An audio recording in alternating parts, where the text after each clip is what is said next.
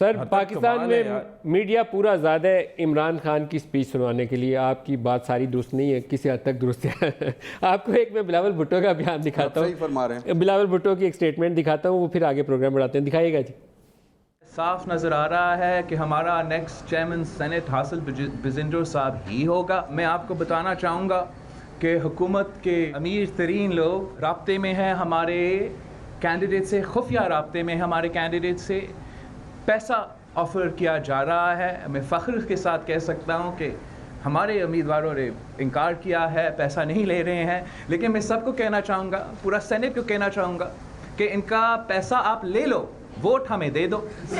ان کا پیسہ ضائع ہونے والا ہے, جیت ہمارا ہوگا. ہم 1 روپیہ نہیں خرچ کریں گے. اور میں آپ سے بتا سکتا ہوں کہ حکومت کا نمبرز پورے نہیں ہوں گے.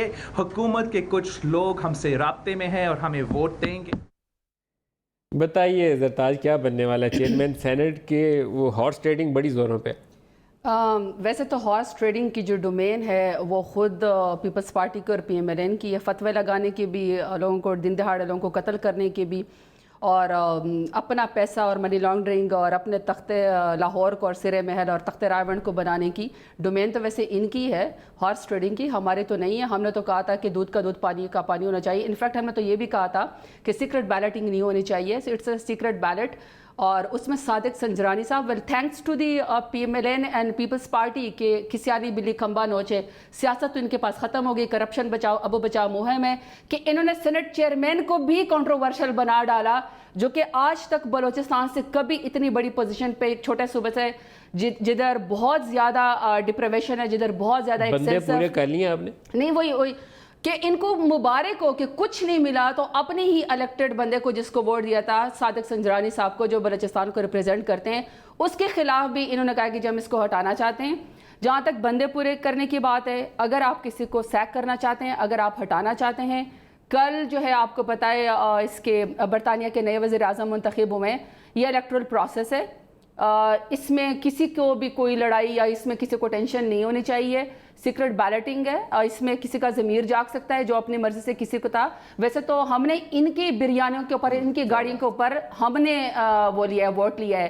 بریانیاں ان سے لوگ کھاتے تھے, گاڑیاں ان کے استعمال کرتے تھے, لیکن 25 جولائی کو ووٹ لوگوں نے ہمیں ڈالا ہے.